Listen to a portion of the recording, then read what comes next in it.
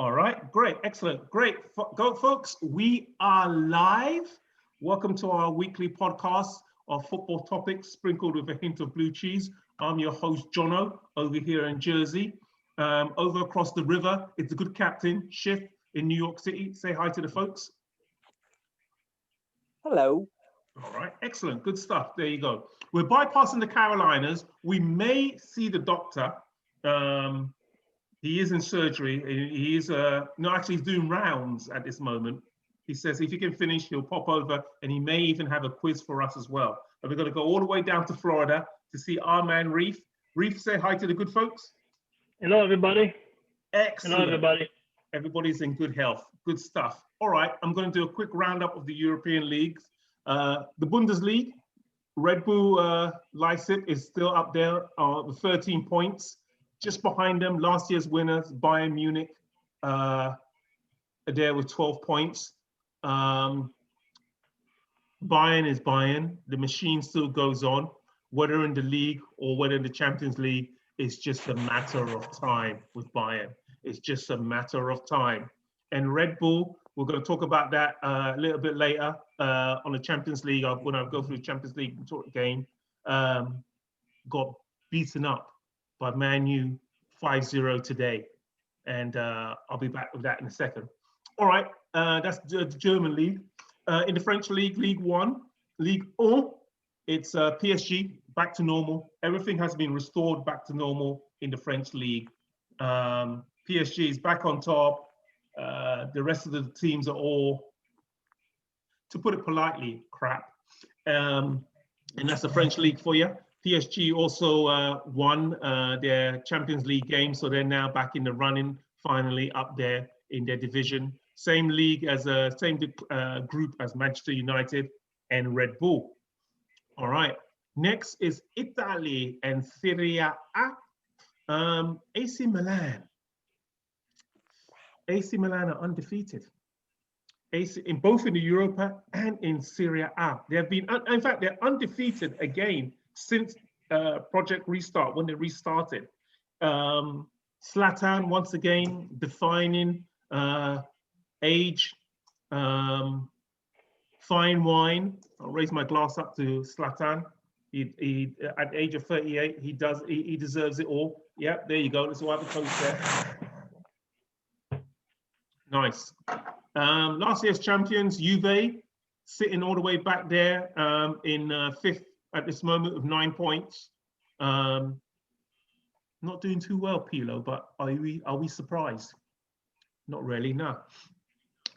La Liga, it's Real Sociedad on 14 points, and right behind them is Real Madrid on 13 points, who played the La Clasico this last weekend, beating Barca 3-1.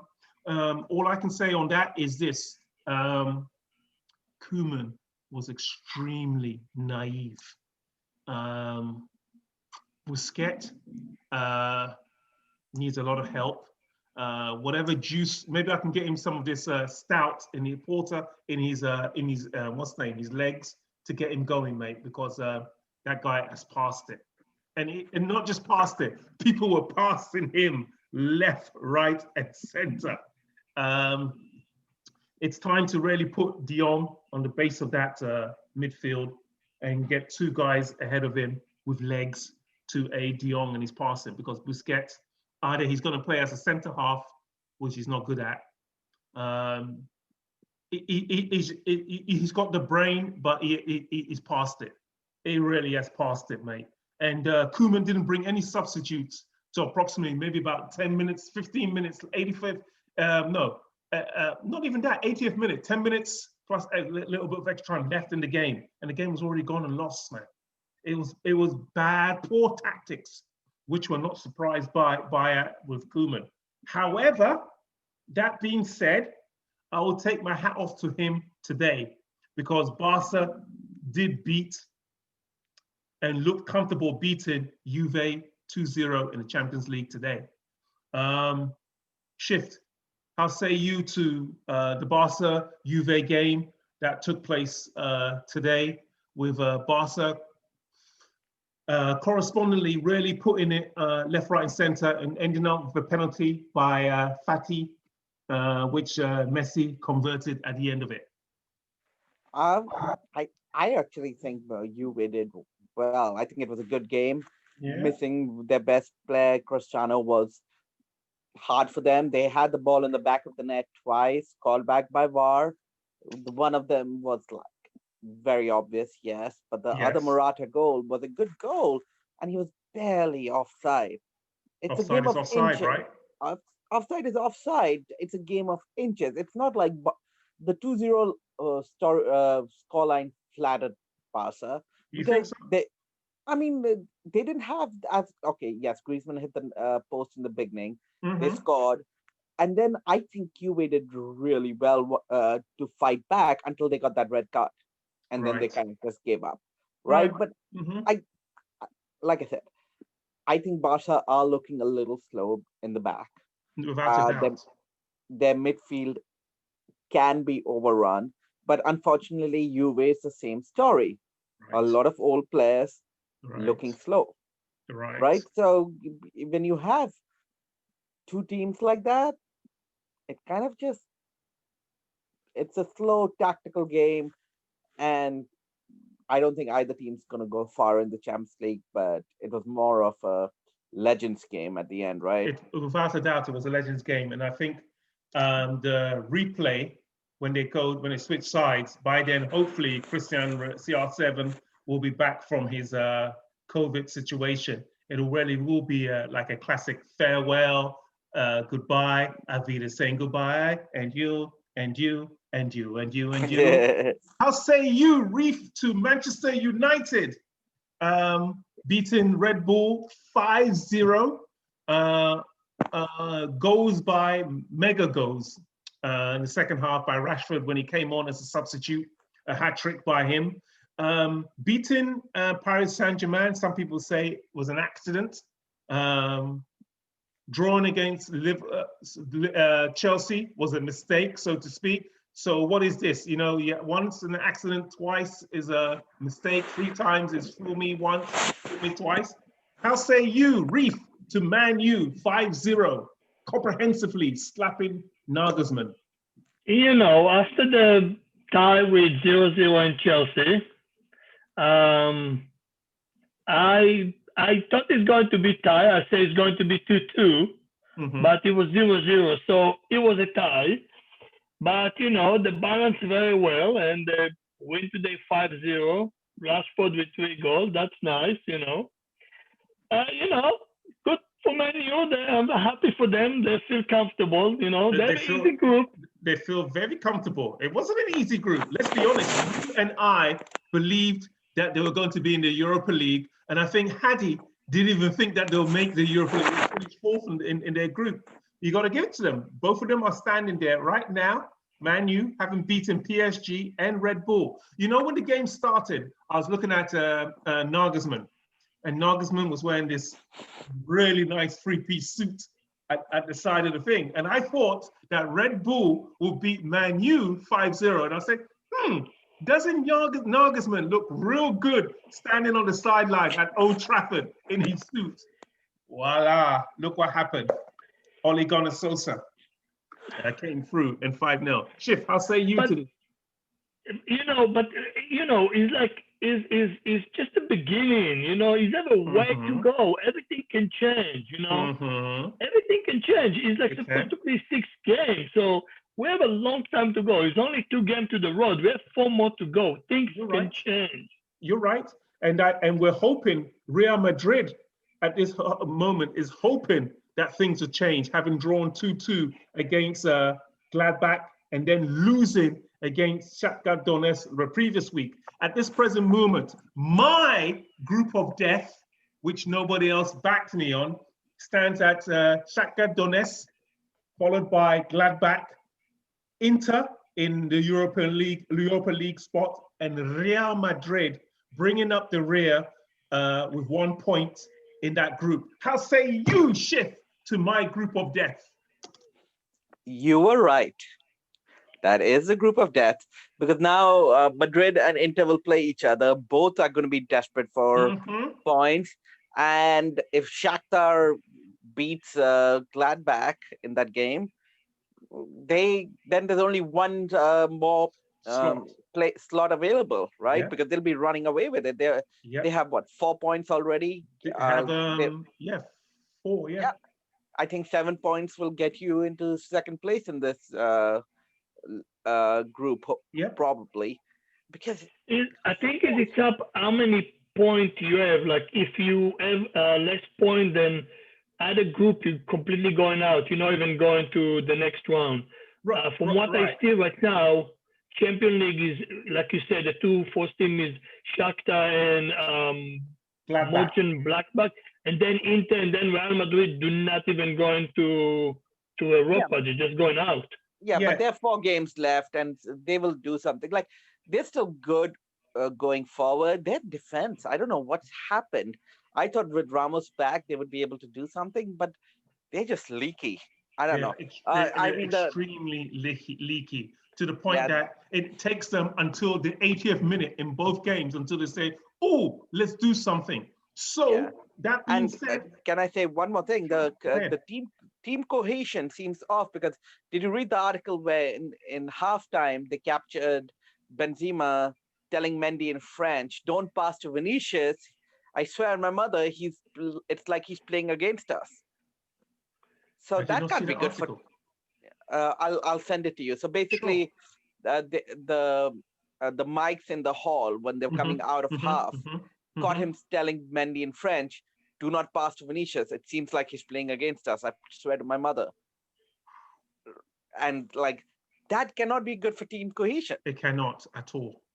It cannot, especially as Zidane is looking to put Vinicius as the future because they need that pace and so forth.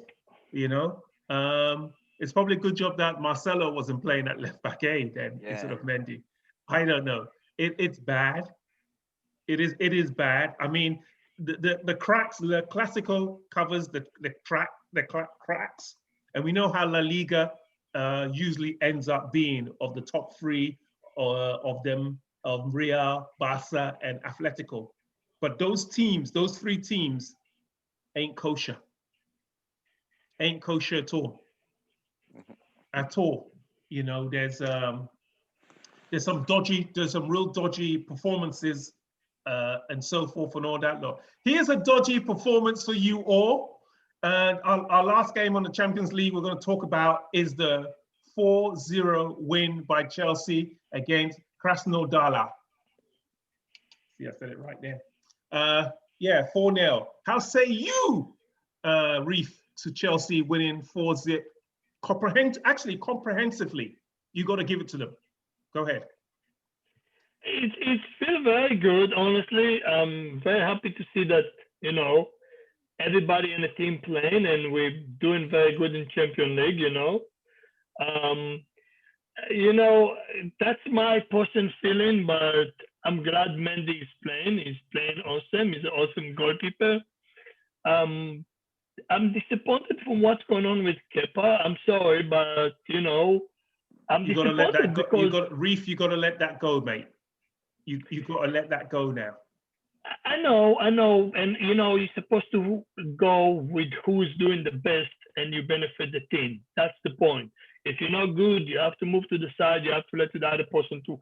I understand, but you know what? In a big of the picture, we will see what happened with that in the end of the story. But back to the point of the game, it was a good game and 4-0, very comfortable, playing away. It's very important, all the key important, and, you know, what I can say, excellent, you know. All right, Schiff, let me put this to you. We finally got a sighting of Tammy Abraham, even though he didn't score coming off the bench. How much do you feel for him that theoretically this would have been the second season, final full season, breaking out, probably making the England team for Euro 2021 now, as opposed to Calvert-Lewin Dominic Calvert-Lewin is doing it at Everton. Danny Ings is doing it at Southampton. Kane is Kane. Rashford, as you saw today, knocked a hat-trick. How say you to Tammy, truly at this present moment, seeing that bus getting further and further away to get on?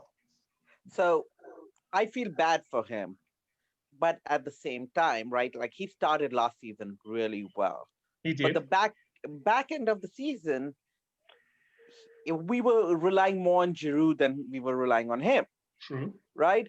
And that was because he was out of form. Like I think he has to fight his way back into the team, and I believe he can. He will get his opportunities. We have enough games where he will come on, where if he starts scoring, he will start playing more and more. And I really believe he can do it. I I think the England team is out of the question now. There are just way too many attacking players. Sorry, there are way too many attacking players. So I feel bad for him. That assist was good. He just has to fight his way back into the team. Can I also say fourth clean sheet by Mendy in 4 games? Indeed.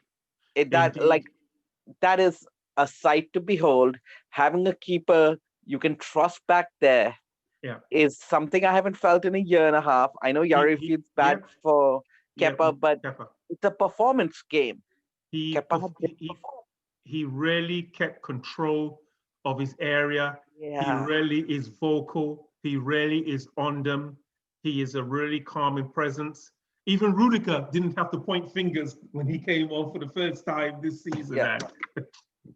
I mean, Mendy's special. Like his agility, he's able for a big lanky man to get off his feet so quickly.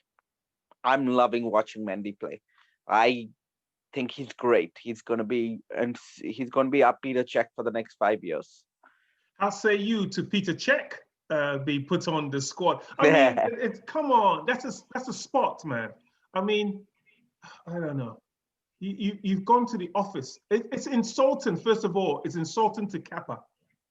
1, all right? 2, it's insulting to players like Ampadu, players like Loftus-Cheek, because that's a slot in the squad that's been taken, or Barkley. That's a slot in the squad which has been taken from them, and they had to go out on loan. Come on. Where did Loftus-Cheek go, by the way? Fulham, just down the road. Go ahead, Reef. I'm a little confused. What happened with the Peter Cech again? When they assigned their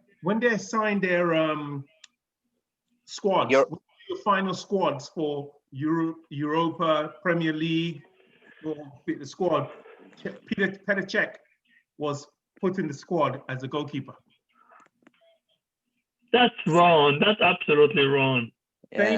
Same age, 38, as Caballero.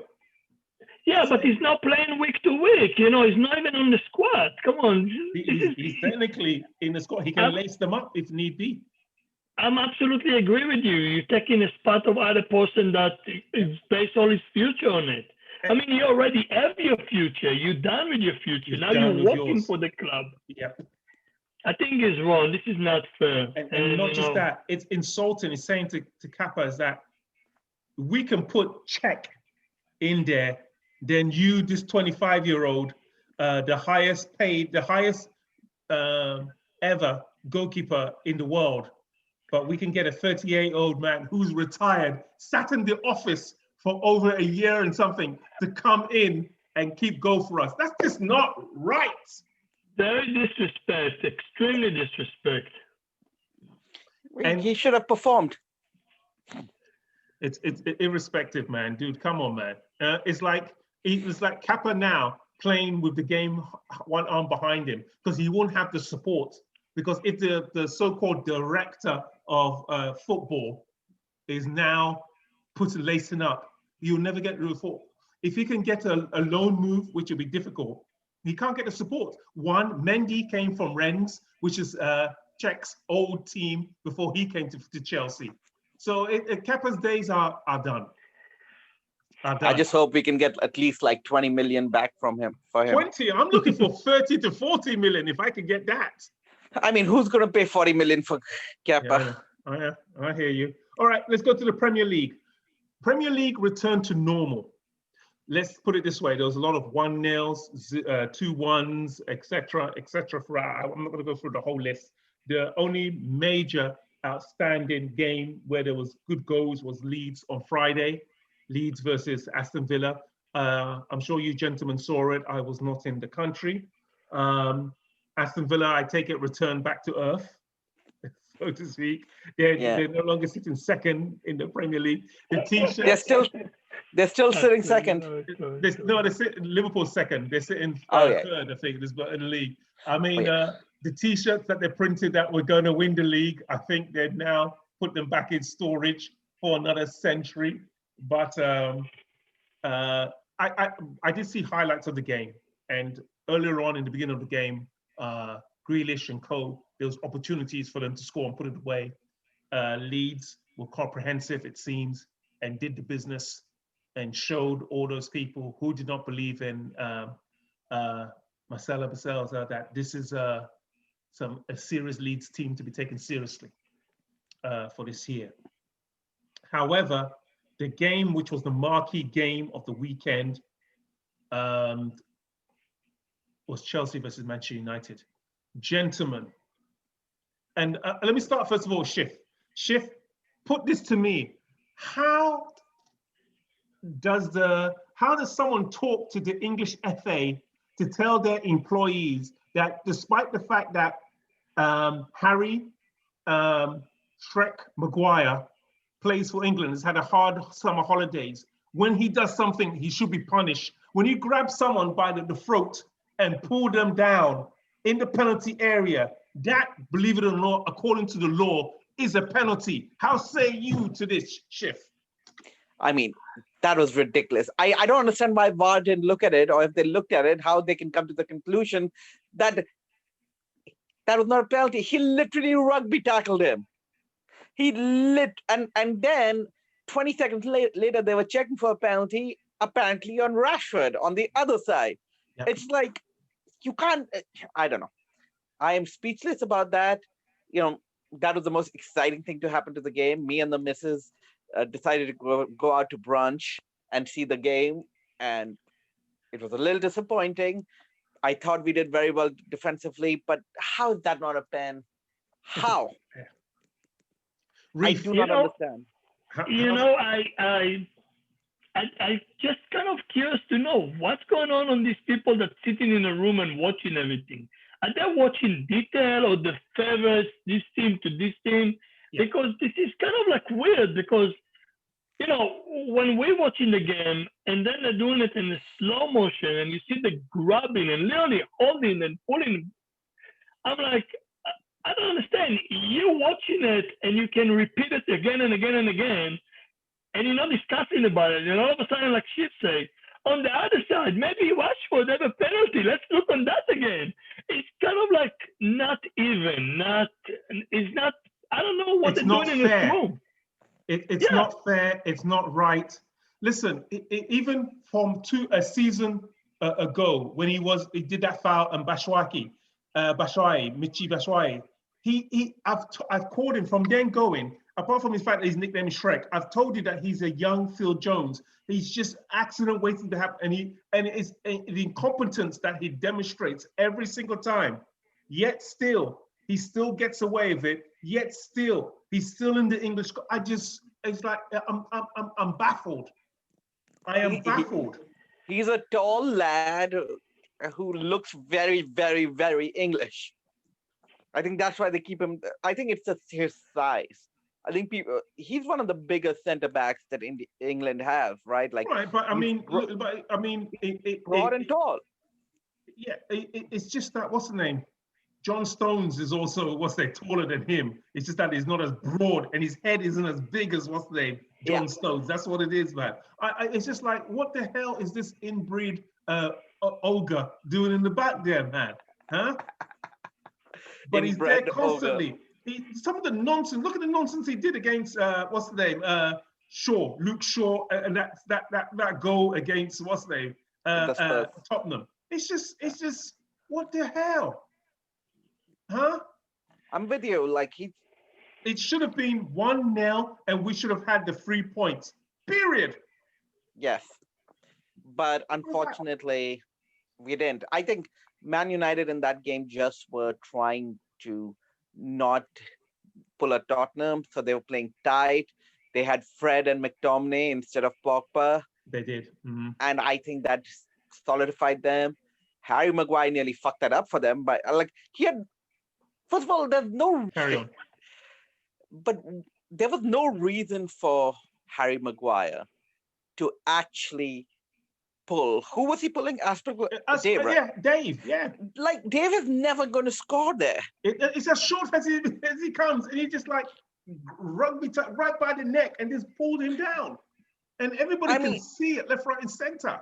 Yeah, I think Manu just set out not to concede a goal. Yeah, therefore they weren't really adventurous going forward. They were not. Which made us like the same, because we played 3 in the back.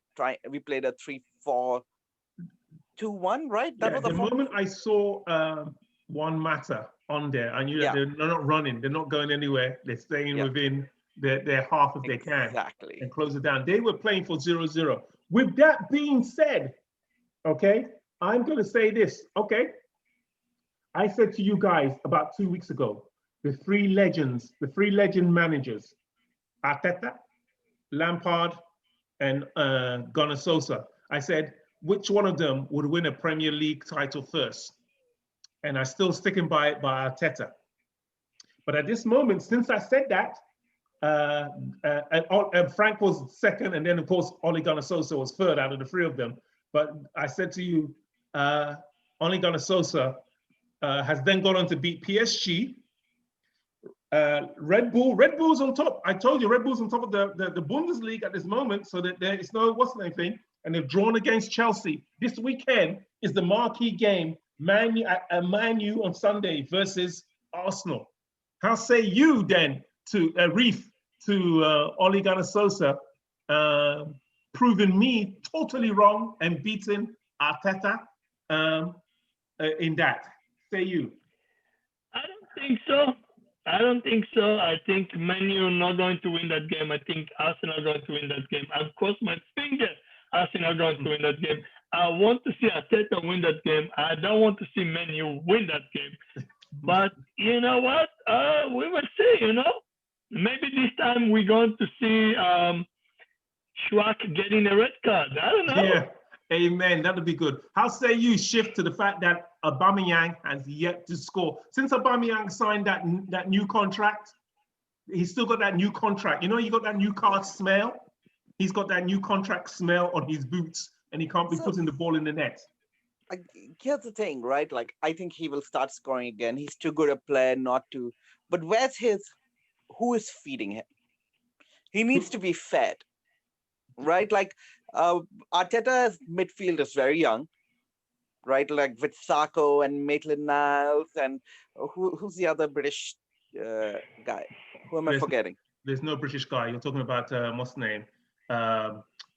Ceballos. Danny Ceballos. The people aren't feeding him. They will start feeding him. They'll get better. It's disappointing. That 1-0 loss to Leicester was disappointing. People had high hopes for Arteta, but it will take time. Also, where was the passing, the system going through Partey? They decided to halfway through say, you know what, let's abandon Partey. They had big guys in midfield. They had Partey and Granit Xhaka in midfield against Mendy and Tielemans, and they couldn't outmuscle and outpower them. And then having all that pace that they have. What happened, Arsenal? Hey? I mean, I think give Partey a couple of weeks to get himself situated, right? I still think they're a decent team, but they're not looking like a top 4 team. I don't know. I need to see more of them to make head or head. The fact that Oba is not scoring is very troubling for them. If he doesn't score, I don't see where their goals come from. If he doesn't score, they don't make top 8. Yeah. If he doesn't start scoring, they don't even make top 8, let alone top 4 at this moment. Talk about top 4 or trying to make top 4. Schiff, your boyfriend, the Silver Fox, Jose, I say this to you. You're laughing. I say this to you. They may be scoring left, right, and center. As soon as they, in February, win the League Cup and then make top 4, he's going to put the parking brake on. He's going to put that handbrake on. He did it with Chelsea. He did it with Chelsea when we won the league that year. The second time when he came back and we won the league that year. If you look at our scores at the beginning of the year, we were scoring left, right, and center. Fabregas was passing it all over the place. Boom. Suddenly, as soon as he saw that, okay, we're going to win it, he put the brakes on. He put the brakes on sharply. Manchester United, the season that they finished second, and he started off with, he had Pogba at the beginning, he had Lukaku, he had Rashford, he had Mkhitaryan, and they were just going flying. Then he decided, and put the brakes on it. How say you to the fact that now that they're flying left, right, and center, and I say as soon as they win the League Cup and they make the top 4, as soon as they make the top 4, he doesn't have to win Europa League because he knows he's going to make top 4. Watch him pull the brake, handbrake on it again. How say you to this? So I disagree, because I think this season is the most wide open for a title run that Mourinho will ever have a chance with Tottenham again. I think win? Because Van Dijk is out, right? And Fabinho, Fabinho got injured. Fabinho got injured. Liverpool won last year on the defense. The defense is decimated, right? Yeah. Okay. Man City is not looking good. I can't put my finger on it. Like I saw the West Ham game. Yeah. And it just seems they don't have the swagger. Apart from and I was looking at I was talking to Sid, and we were looking at the Liverpool and Man City side. Apart from De Bruyne, Ederson, and maybe Laporte, I would not put anyone else from Man City into the Liverpool team. I don't think they are performing right now. They're not, no. I mean, the only person who's actually scoring for them is Sterling whenever he remembers where his boots are. And Aguero's getting old. Aguero's breaking down. Jesus never made it. So so with Liverpool's defensive backline falling off, I think we have a great chance to win. And I actually think you spent 200 million. You better win it. I've said that already. Yeah. But I'm saying, like, I think this will be the most wide open title race since Leicester won it. And I don't think that's going to be true next year. And Mourinho knows it, because Levy is not going to spend any more money. No. But like Man City and Liverpool and Man United will strengthen up. Yeah. Mm-hmm. Yeah. So like in February, if he's in shooting distance of a title because he wants that title, he's going to go for it. That's why I don't think he'll put on the brakes this time, because he's never going to have an opportunity like he does. I don't think we might have the opportunity again next year, the year after that. But I think this might be the Spuds' last chance to win the title. Reef, how say you to Jose Mourinho putting from how my formula is that once he gets to February and they've won the League Cup because he has that trophy and they can make top 4, he puts the handbrakes on. No more Kane going this way, no more Gareth Bale going this way, no more Song going this way, scoring left, right, and center. It'll be like the 1-0 that we saw the other day. How say you?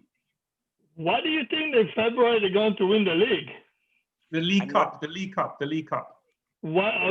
why do you think they're going to win the League Cup?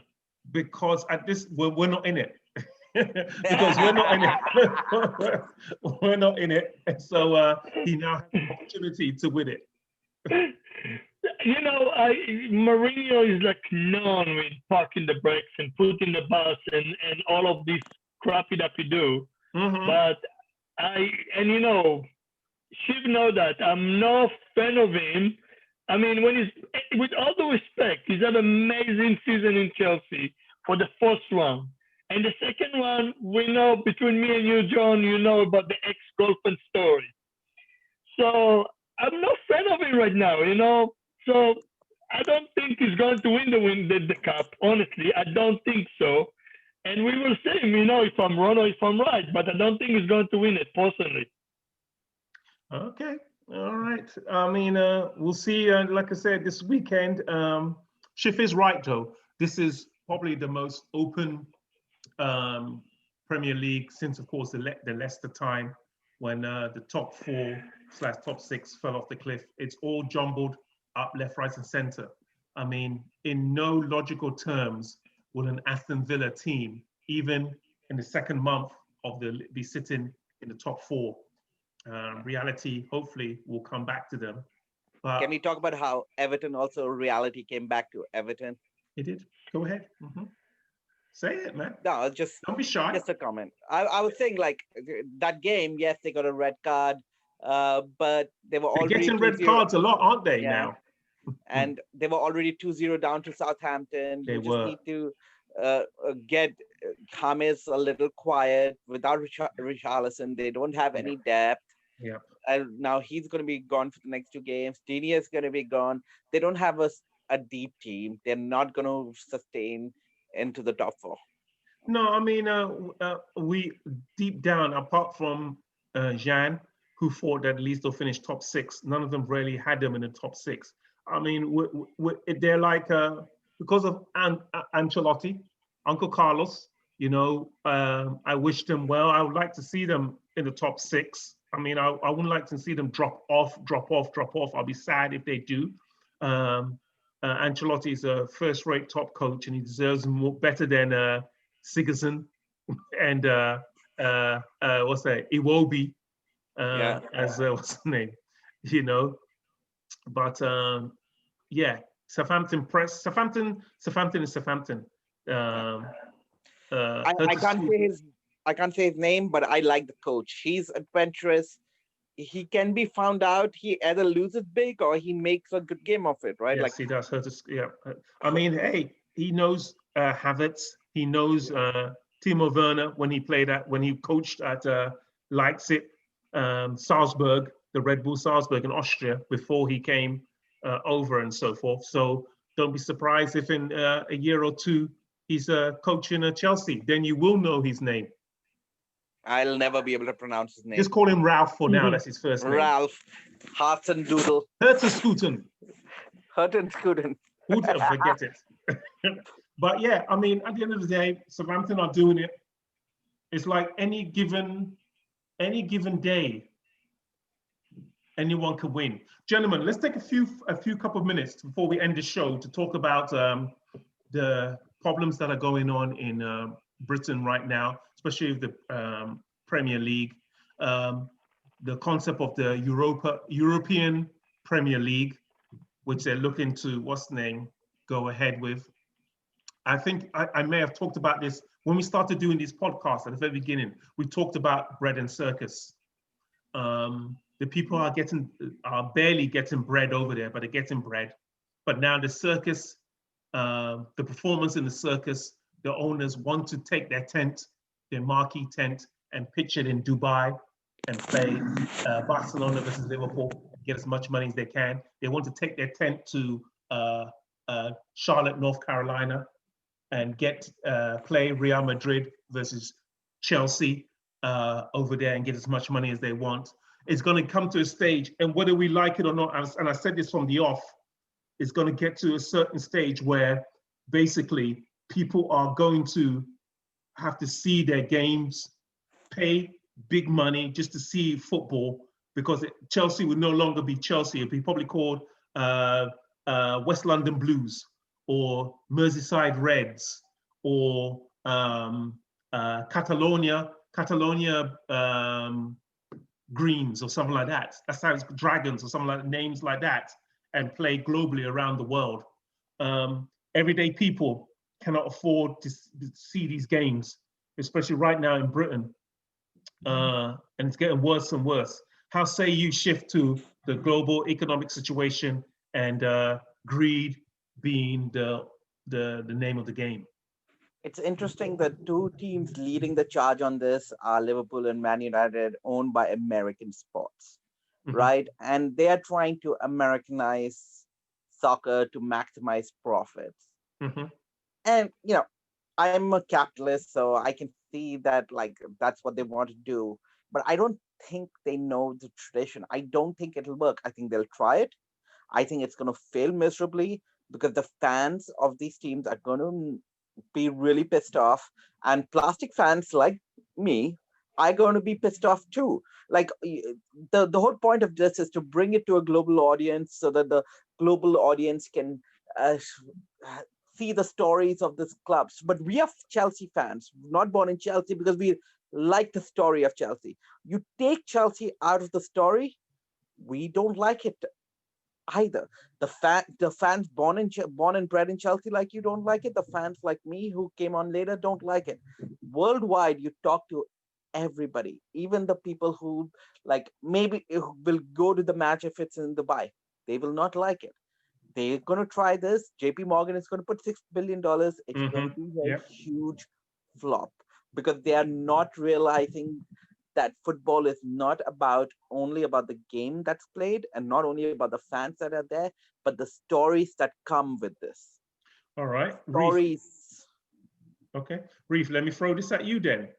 Football has managed to take place, Champions League has managed to take place without fans being in there, without the songs being sung at this moment. How say you to the elimination of seeing fans? Because the reason why I said this back in the day, I think I told you guys I saw this science fiction program where it was actually a fight match, a science fiction fight match. So the people will come to see the game, the match, like how we're watching it now, and we'll be there sitting there cheering and watching it. But it wasn't even being played. It was actually being fought on another spaceship and being beamed to the people here. It wasn't until they realized that, hang on, one of our crewmates happens to be in the arena fighting, that they realized that, hang on, something's not right now. The games are being performed in a silent room somewhere else and beamed to us cheering here and then beamed to everybody else watching it there. How say you, Reef, to football managing now has been without no fans, and they don't need no fans, they just need money? I'm just like Chief thinking. I'm not a fan of everything is happening, but the people with the money and the people that have the money and they're running the world, and it's sad to see that, but basically what they want to do will happen because the money talk, and they move things with the money if you like it or not, and it's not going to be fun for a lot of people. I don't know if it's hold on. It will not hold on if people are not going to watch it, if people are not going to pay to watch it. And then they're losing money, and then basically it will crash down. But, the style that the football is playing right now and the way that we see it right now, without fan, without everything, we still love it. We still like to see it. We're still talking about it. We're still doing everything about it, although we don't have fan in the stadium. True. But we still like the game. And now we're trying to change everything like 180 degrees. It's not going to work, I think so. I'm just going to throw this before I end it, guys. These guys are venture capitalists. And the concept of venture capitalists is basically to make capital. So for them, when I talked about it some podcasts away when I was talking about Robert Kraft, who owns the Patriots, and he also owns the New England Revolutionaries football team. He doesn't want his team to go into relegation, because if you do relegation, you lose money. So he wants to be in a system where there's no relegation whatsoever, and people play, and there's parity, and contracts are controlled. There's a salary cap on the players and the money and so forth, and they control everything. So it's going to be a sad day when that happens. They will break away and do this. I, for one, will do my utmost to support probably Fulham, because Fulham is just down the road from Chelsea. Do you really believe this will happen? Yes. See, I think they're going to try it. I don't think these clubs will leave their federations unless this breakaway league is a huge success. So what they'll do is they'll do the breakaway league for 3-4 years. And if it's a huge success, yes, they will break away. But I don't think it's going to be a huge success. We went to an ICC. We used to go to the ICC, the International Continental, what's the name thing? Not the cricket one. ICC games. And I remember one game that we went to, the same year, last one we went to was Chelsea versus Red Bulls in Red Bull Stadium. Yeah. That year, in 2015, there was a game up in Michigan called the Big House, where the stadium is, the football stadium, the American football stadium, and it holds 100,000 people. Biggest football game ever. Real Madrid versus, I can't remember. Man United. Was it Man United? Packed to the gills. It was that day that I knew that, you know what, ICC and the ICC sort of style where they play around it is here to stay, and it's going to be the future, man. We shall see. All right, gentlemen, we shall meet up again next Wednesday, where the world may be a different place. Yes. In the meantime, to our fans, all the way down in Florida, Reef, wish everybody well and say goodbye. Bye, everybody. Good luck. Go vote. Okay, very good. And over on the New York City, the good captain, say bye to the folks. Bye, guys. Hopefully next week will be a happy pod and not a sad pod. All right, good stuff. And from yours truly, folks, take care. Remember to go out and vote, and also wash your hands, as the good doctor would say, and wear face masks and protect yourself and protect others. Love you loads.